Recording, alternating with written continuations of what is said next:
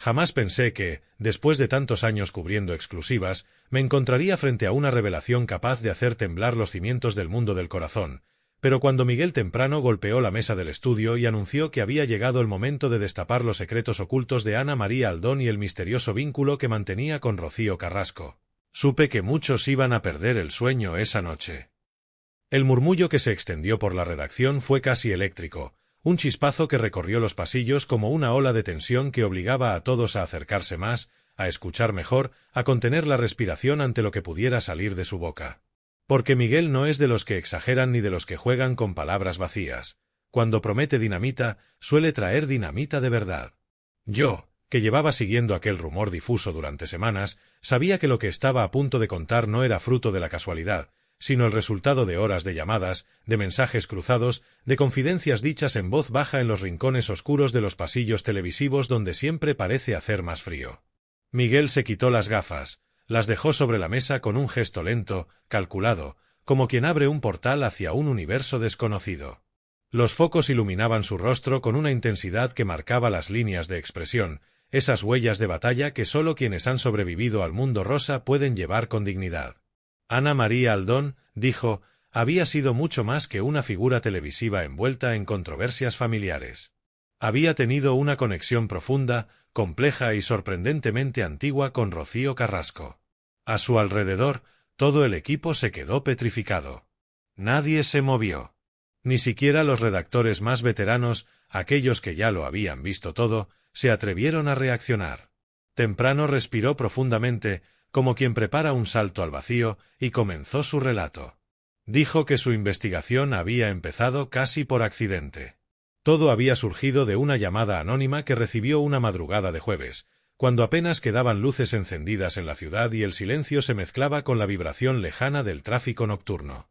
La voz, temblorosa pero urgente, le había pedido que buscara en los archivos de una productora desaparecida hace más de 15 años. Allí, en uno de los proyectos cancelados, había coincidido un grupo de mujeres que, sin saberlo, habían establecido lazos que llegarían a influir en sus vidas de maneras insospechadas. Entre ellas estaban dos nombres que nunca habrían imaginado ver juntos en ese contexto: Ana María Aldón y Rocío Carrasco. Nadie en el plató respiraba. Todo el mundo estaba pendiente de cada palabra. Yo tomaba notas frenéticamente, casi sin pensar, intentando seguir el ritmo de una historia que parecía crecer a cada frase. Miguel explicó que, según había averiguado, ambas mujeres habían sido parte de un taller artístico que nunca llegó a emitirse. Era un proyecto experimental que pretendía reunir a mujeres con vidas difíciles para crear piezas simbólicas sobre sus experiencias. El proyecto, según contó, se había cancelado por presiones externas, aunque jamás se supo de quién procedían. Pero lo realmente sorprendente no era eso. Lo impactante era que durante aquellos encuentros se había creado un vínculo inesperado entre Ana María y Rocío, un vínculo que después la vida se había encargado de ocultar, borrar o enterrar bajo conflictos familiares, separaciones mediáticas y distancias aparentemente insalvables. De repente, la pantalla del estudio mostró una fotografía borrosa, casi cubierta por una nube de píxeles. En ella se distinguían las siluetas de varias mujeres sentadas alrededor de una mesa. Y aunque la calidad dejaba mucho que desear, dos perfiles destacaban entre los demás. Miguel señaló con un bolígrafo. «Ahí están», dijo. Y nadie lo sabía. El murmullo en el plató creció como una ola que amenaza con arrasar con todo a su paso. Era imposible no sentir el vértigo del momento. La idea de que Ana María y Rocío habían compartido momentos importantes en el pasado abría un abanico enorme de posibilidades, de interpretaciones, de teorías que llevaban tiempo circulando sin fundamento. Miguel continuó. Aseguró que dentro de ese taller se había generado una complicidad emocional entre ambas.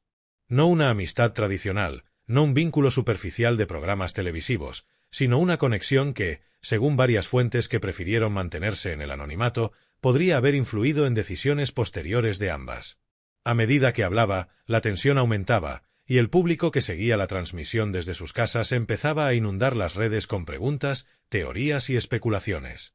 ¿Había sido esa relación oculta el motivo real detrás de los enfrentamientos públicos en los que ambas se habían visto envueltas indirectamente?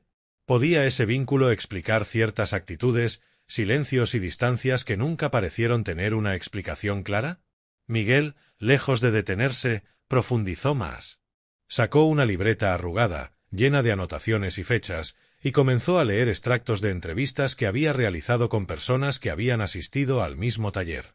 Una de ellas, cuyo nombre no reveló por respeto a su privacidad, había dicho que Rocío y Ana María se habían apoyado mutuamente durante una etapa especialmente dura para ambas, que habían compartido confidencias que nadie más conocía, que sus conversaciones, según aquella testigo, eran profundas, intensas, llenas de verdades incómodas y emociones a flor de piel. No era una relación cualquiera, explicó Miguel con voz grave, era algo que marcó a las dos. Yo lo escuchaba todo sin pestañear. Cada frase parecía encajar en un puzzle que hasta ese momento había sido un caos de piezas inconexas. Podría ser que parte del comportamiento público de ambas mujeres, sus decisiones mediáticas, sus silencios o incluso sus enemistades, tuvieran su origen en esa etapa compartida. Era una idea tan sugerente como explosiva. Pero Temprano no se limitó a revelar el pasado. También habló del presente. Dijo que, según sus últimas informaciones, había habido intentos discretos de retomar el contacto entre ambas. Que una figura cercana a las dos había actuado como intermediaria en los últimos meses, intentando propiciar una conversación que pudiera cerrar heridas antiguas o quizás abrir nuevas posibilidades. Miguel no quiso dar nombres, pero dejó caer que no se trataba ni de un representante ni de un familiar, sino alguien que conocía bien los dos mundos y que comprendía la importancia de aquel posible encuentro. Mientras narraba esto, la cámara enfocó a los colaboradores del programa, que se mostraban divididos entre la incredulidad y el asombro absoluto. Algunos asentían lentamente, como si empezaran a comprender cosas que antes parecían contradictorias.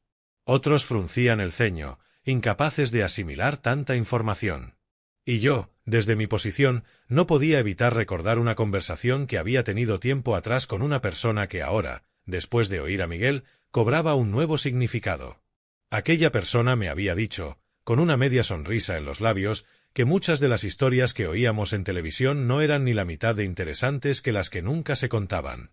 En aquel momento no le había dado importancia. Ahora, todo encajaba. Miguel avanzó un paso más. Dijo que no solo existía aquel vínculo emocional, sino que incluso había indicios de que ambas habían participado en un proyecto conjunto que jamás vio la luz. Un proyecto creativo que, según él, podría explicar ciertos patrones en la trayectoria pública de Ana María y algunos de los silencios más prolongados de Rocío. El proyecto consistía en una serie de piezas simbólicas, casi autobiográficas, que exploraban el dolor, la maternidad, el abandono y la reconstrucción personal. Temas que resonaban profundamente en ambas.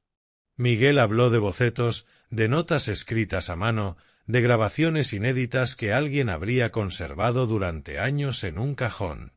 La tensión era tan palpable que se podía cortar con un cuchillo. A esas alturas, el público ya estaba en llamas. Las redes sociales servían con teorías y debates sobre la naturaleza exacta de aquella relación. Algunos especulaban con una amistad intensa y olvidada, otros con una alianza secreta, y otros con un pacto emocional que había quedado en silencio por razones desconocidas. Lo cierto es que nadie parecía tener una respuesta clara. Y eso, en televisión, es dinamita pura. Miguel se detuvo un momento para beber agua.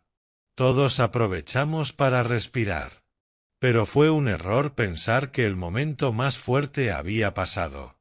Lo que vino después fue incluso más sorprendente. Temprano reveló que había conseguido acceder a una carta. Una carta escrita hace muchos años por Ana María y dirigida a alguien cuya identidad no quiso desvelar.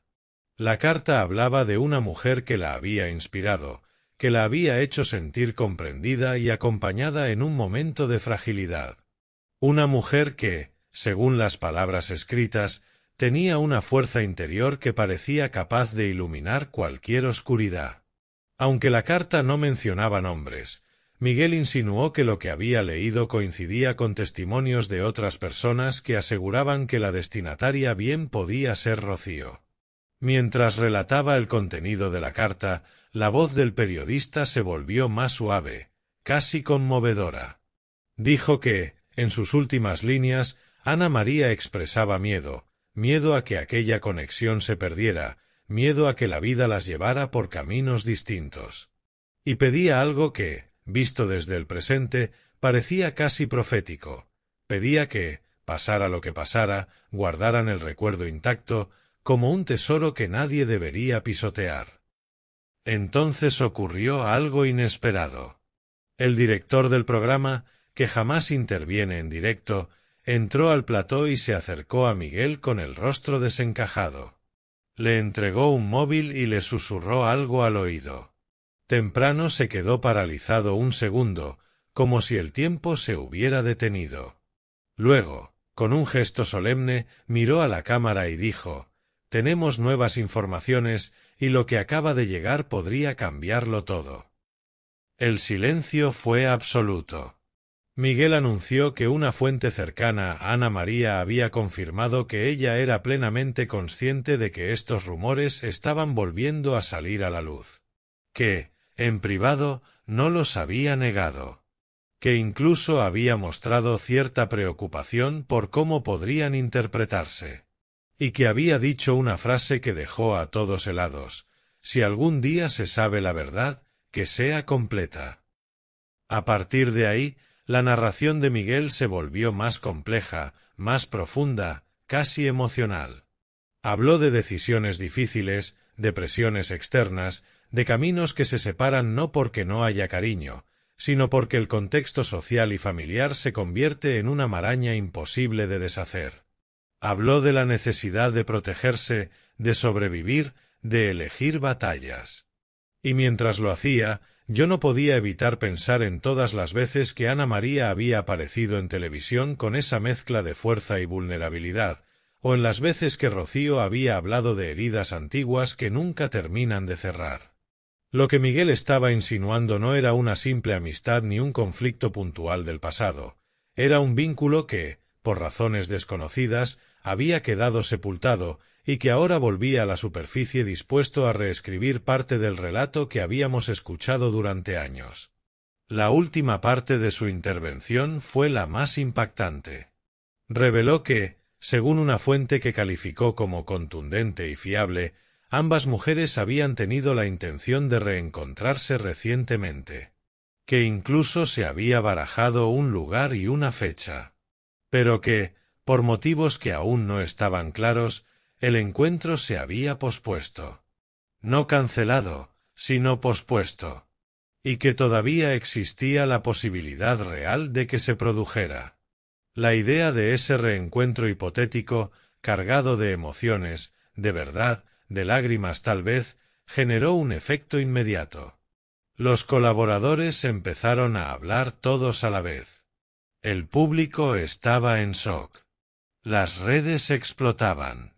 Y Miguel, con una serenidad casi poética, concluyó con una frase que dejó el plató sumido en una mezcla de esperanza y misterio. A veces, los vínculos que creemos rotos no están muertos, solo dormidos.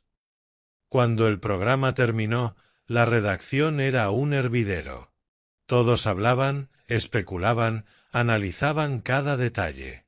Yo me quedé un momento en silencio, dejando que las palabras resonaran en mi cabeza.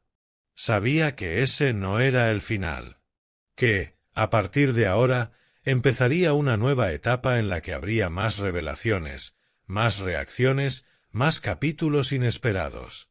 Porque cuando una verdad enterrada sale a la luz, ya no hay marcha atrás.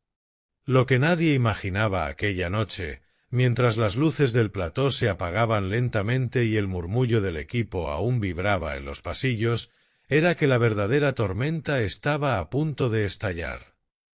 Porque lo que Miguel temprano había revelado no era más que la superficie, lo profundo, lo que llevaba años moviéndose como una corriente submarina silenciosa, aún no había salido a la luz. Y a la mañana siguiente, cuando llegué a la redacción con el café en la mano y el eco del escándalo aún en el aire, descubrí que algo había cambiado. Los teléfonos no paraban de sonar, los mensajes se acumulaban y la humedad del misterio impregnaba cada rincón como un perfume nuevo y desconocido. Miguel llegó tarde, algo inusual en él. Y cuando entró, lo hizo con una bolsa negra bajo el brazo, como quien transporta una reliquia peligrosa, algo que podría quemarte si lo miras demasiado tiempo. La dejó sobre su escritorio, sin abrirla, como si quisiera asegurarse de que todo el mundo la viera. Nadie se atrevió a preguntar qué contenía. Había en su forma de moverse un silencio extraño, casi religioso, como si estuviera preparando un ritual. Me miró desde el otro lado de la sala y con un gesto me pidió que lo acompañara. Caminamos juntos hasta la pequeña sala de edición, esa que siempre huele a cables calentados por los focos y a café frío olvidado en alguna repisa. Cerró la puerta con llave. Fue entonces cuando supe que venía algo grande. De la bolsa sacó un cuaderno de tapas verdes, gastado, con una esquina rota y manchas que parecían de acuarela. Lo colocó sobre la mesa con una delicadeza casi afectuosa. «Es suyo», dijo. Yo tragué saliva. No necesitó decir el nombre. Lo supe de inmediato. Era de Ana María. Miguel me explicó que había recibido aquel cuaderno la noche anterior, pocas horas después de hacer públicas sus revelaciones. Se lo había hecho llegar alguien que aseguraba querer que la verdad saliera entera.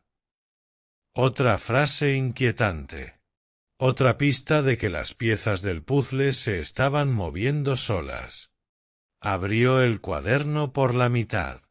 Las páginas estaban llenas de notas, dibujos, frases sueltas que parecían pequeñas explosiones de un pasado que nunca se contó. En una de las hojas, un boceto confuso mostraba dos figuras femeninas de espaldas, sosteniéndose de las manos. No había nombres, pero las iniciales escritas en un rincón, AM y RC, hablaban por sí solas. Miguel pasó la página con cuidado, como si temiera que se deshiciera entre sus dedos. En otra hoja aparecía algo aún más sorprendente, una lista de fechas. Algunas estaban tachadas con rabia, otras tenían pequeños corazones dibujados al lado, y una, en particular, estaba rodeada por un círculo grueso, casi obsesivo. Era de hace muchos años, en pleno auge de una etapa complicada para ambas. Ese día pasó algo, dijo Miguel, algo que alguien quiso borrar. Me explicó que, según la fuente que había entregado el cuaderno, esa fecha correspondía al último encuentro confirmado entre Ana María y Rocío dentro del proyecto artístico que nunca vio la luz. Y que, según esa misma fuente, ese encuentro había terminado de una forma tan emocionalmente intensa que había marcado un antes y un después para ambas. No quiso concretar más. Tal vez porque ni él mismo tenía todos los detalles. Tal vez porque había cosas que aún estaban por descubrir. Seguimos revisando el cuaderno. En una de las últimas páginas encontramos un párrafo escrito a mano con una letra tan presionada que había atravesado la hoja. En él, Ana María hablaba de un lazo que no entiende de familias, de cámaras ni de rencores. Y añadía algo que nos dejó mudos. Si algún día todo sale a la luz, que sea con respeto a lo que fuimos, no a lo que los demás quieren que seamos. Miguel cerró el cuaderno y respiró hondo. «Hay más», dijo con voz grave. «Mucho más». Me enseñó entonces lo que había guardado en el bolsillo interior de su chaqueta, una grabación. Era un archivo de voz, de esos antiguos que se enviaban por correo electrónico cuando los móviles aún no eran tan inteligentes. Al reproducirlo, escuchamos un sonido de fondo, como un salón amplio con eco. Y luego, una voz. Era una mujer. Era imposible saber cuál, porque el audio estaba distorsionado y parecía provenir de una grabadora casera. La mujer hablaba de proteger a la otra, de no permitir que nadie la utilizara, de guardar algo que no podían explicar públicamente. Mientras escuchábamos, Miguel pareció tensarse. Lo más perturbador fue el final del audio. Un susurro, casi imperceptible. Cuando llegue el momento, ella sabrá qué hacer. Y luego, silencio. Cuando terminó, ninguno de los dos habló durante un rato. Yo intentaba procesar la magnitud de lo que acabábamos de oír, mientras Miguel parecía perdido en sus propios pensamientos, como si estuviera ordenando mentalmente las piezas de un rompecabezas demasiado delicado. Finalmente se levantó, abrió la puerta y me dijo: «Esto no lo podemos guardar. Esto tiene que contarse». Y lo contó. Esa misma tarde, frente a las cámaras, mientras el país entero esperaba nuevas revelaciones. Pero incluso entonces, Miguel se guardó algo. Se notaba en su mirada, en la forma en la que modulaba la voz, en el pequeño temblor de sus manos. Sabía, lo sabíamos todos, que quedaba un fragmento clave por revelar, uno que podía cambiar no solo el relato, sino también la manera de entender el vínculo entre Ana María y Rocío. Cuando terminó el programa, las redes ardían. Algunos defendían la existencia de una amistad profunda y silenciosa. Otros insinuaban alianzas desconocidas. Otros, más atrevidos, hablaban de secretos emocionales que jamás se habían contado.